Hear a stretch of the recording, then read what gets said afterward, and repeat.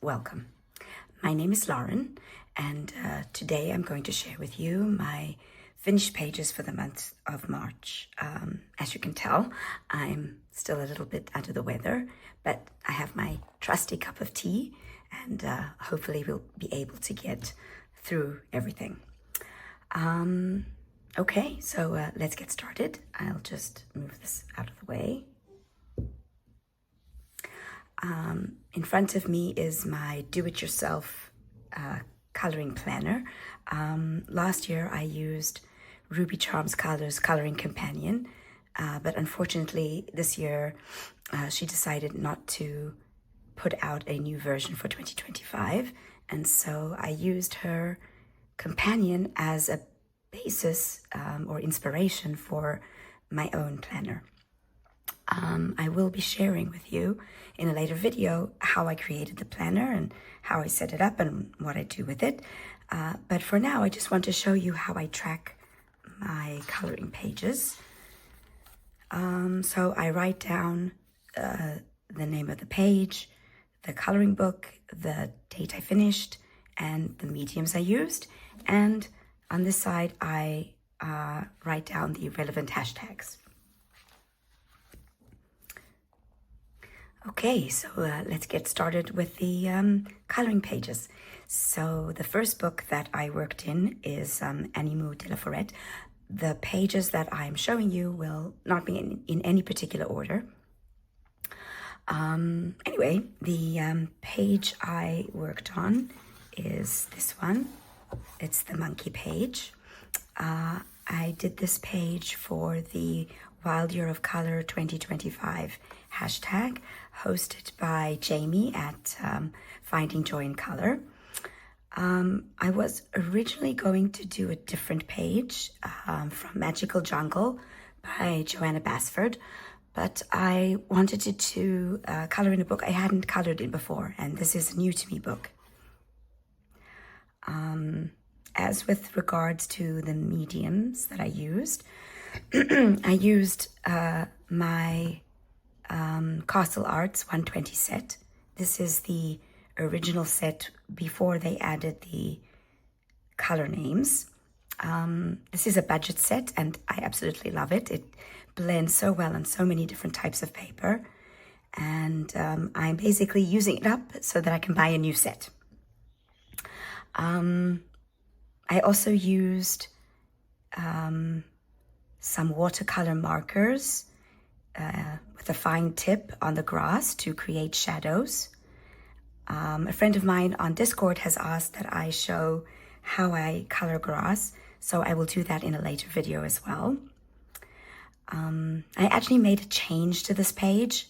I added in this vine as I felt that this tree was naked without it. In addition, as I was looking for inspiration for the page on Pinterest, I came across what I think is the original photograph that the illustrator, Caroline Allen, used to draw this female macaque monkey and her cute little baby.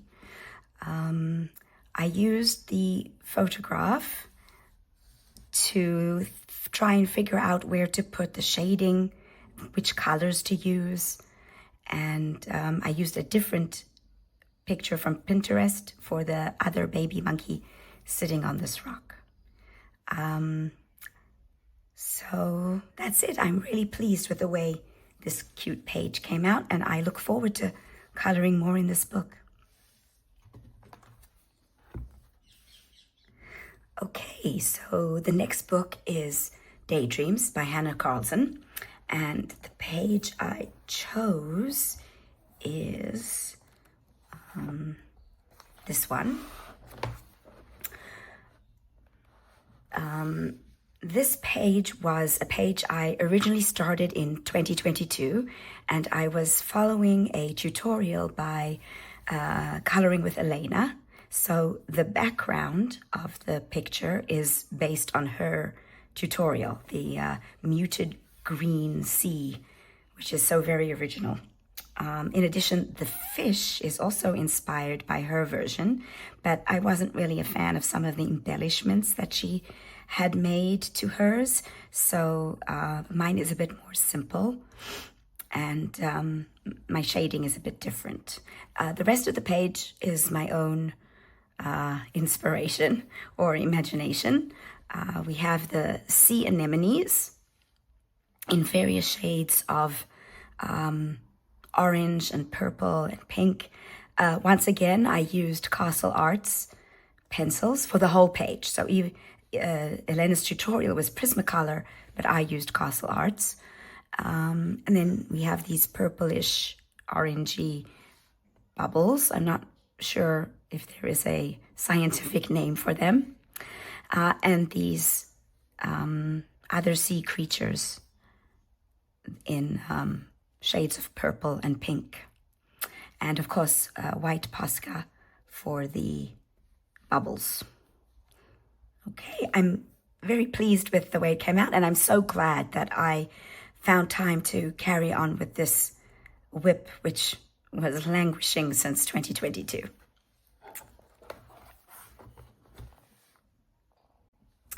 The next book is Country Kitchen Charm by Teresa Goodrich. I love Teresa Goodrich's art. I have quite a few of her books, and they're all so unique, even though she has a very interesting style. Each one of her books has a unique theme, which I find so interesting.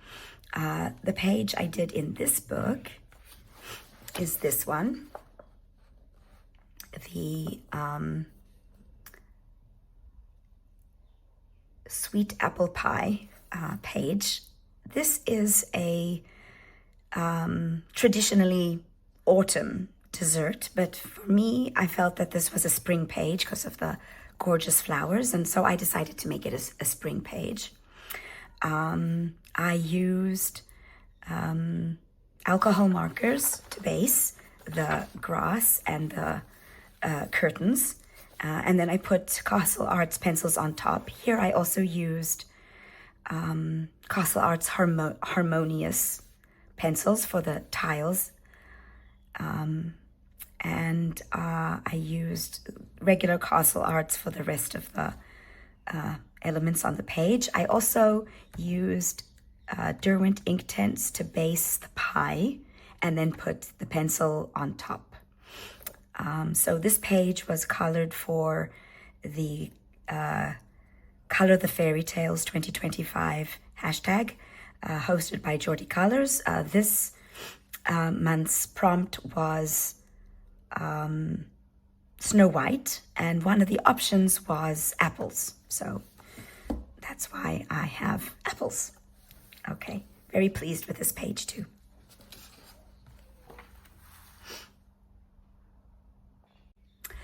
Next we have Wild Winter by Joseph Kattenbang. The page that I did in this book is the pandas. This was also for the Wild Year of Color 2025 hashtag, but this was for the February hashtag. I began this book in February but didn't finish until the first day of March, so I'm counting it as a March page, even though the majority of the page was colored in February.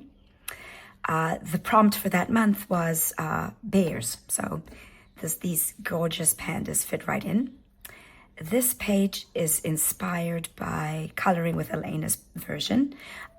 While Elena used alcohol markers as her base, I used watercolor pencils because I felt that the alcohol markers didn't give me enough of a highlight, and I really wanted this highlight to make the bears pop out. Another technique that I used from a different colorist is from Olivia Odorant, Coloring with Olivia. She has a technique where you put down pencil and then using acrylic marker, you make dots and then smudge it with your finger to create like a fuzzy, bushy texture. So I did that for the bushes on the page.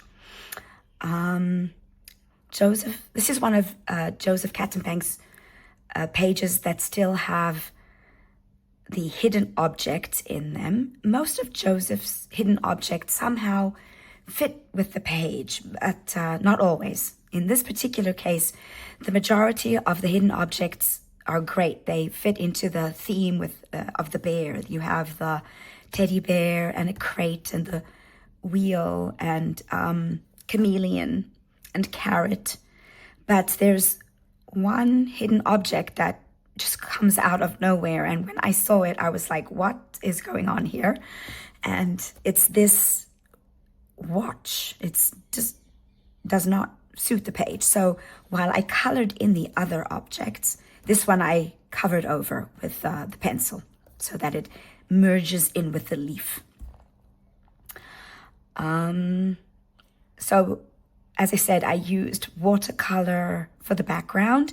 The pencils I used are my Castle Arts 120, and I used Posca white for the crystals and the snow, and for some of the flicks of fur so that the bears look white, even though they're not 100% white.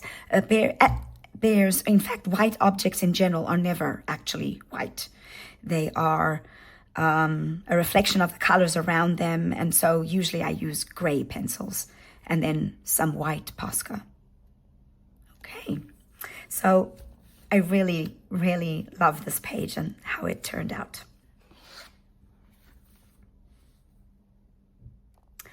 Right, so the next page is from Mythographic Imagine, also by Joseph Kattenbank.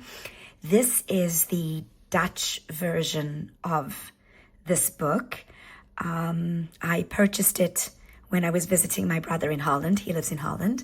And so I went to visit him, and I saw it in the local bookstore, because I always go to a bookstore, no matter what country I'm in. And I saw it, and I grabbed it up.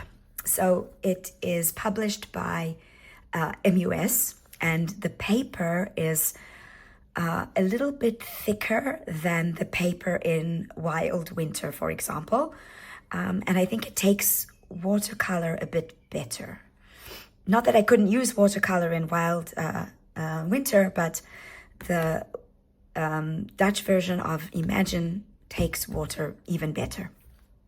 So the page that I did in this book is this one. It's called Vast. I love the fact that the pages have names. Anyway, so this is the page that I chose. This page was inspired by a coloring palette that I have from the Traditional Japanese Colors book. I bought 2 books from Amazon, Traditional Japanese Colors and Modern Japanese Colors. And I use them for inspiration and for color palettes. So this is the color palette that I used for this book, for this page. I've seen so many gorgeous versions of this page. I know that Erica from Elm Colors did a color along for this page. I had already finished my page once she began her color along. Like many other colorists that I've seen, this page seems to suggest a sky, because even though it's a whale, the whale has wings and there are a lot of clouds. So I've seen so many people color the background as a sky. I decided that I prefer the nautical theme with the stingrays and the whale, and the clouds could be waves. So I decided to go with a sea background. The background is colored with Derwent watercolors, which I layered from light to dark. So a light layer of a certain shade, and then a mid-tone and a darker tone layered on top to create shadows. And then on top of that, I put pencil for additional shading.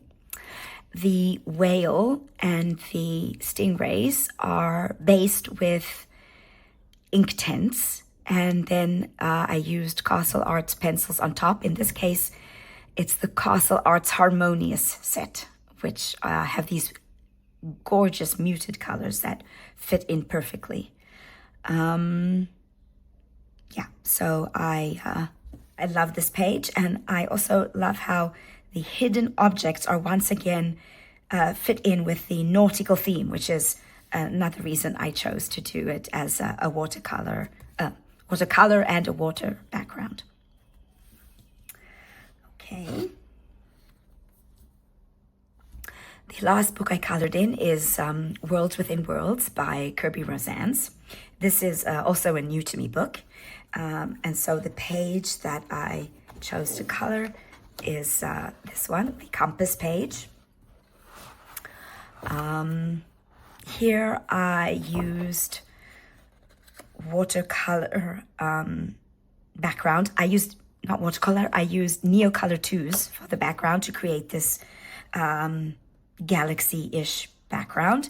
And I used acrylic white for the dots. My Posca white tends to get a pinky tinge to it when I put it over certain pencils or colors, and I didn't want that to happen with the background, so that's why I used acrylic paint for the white dots and stars. I also wanted to have a internal compass section that would glow, so that's why I have this glowing background, and it's shaded also with Castle Arts pencils. I really used quite a bit of the pencils to get this background in, but I think that it just turned out amazing. I am so pleased with it. The one part of this page that I'm not really a fan of are these creatures. So they are very creepy, and I don't know, they didn't really speak to me. Nevertheless, I had a good go at them. I decided to color them in 2 different colors. So the small ones are pinkish, and the larger ones are supposed to be like tarnished bronze. That's what the green is. And overall, I like the effect, although I'm still not a fan of these creatures. Anyway, so that's the last book that I colored for the month of March. Okay, so thank you so much for watching. I would be so happy to receive any comments you might have about which page you think is your favorite. I think for me, my favorite is the one from Wild Winter, the panda page. I just adore the way those 2 pandas came out. So thanks again for watching, and if you would like to comment or subscribe, that would be fantastic. See you soon. Bye.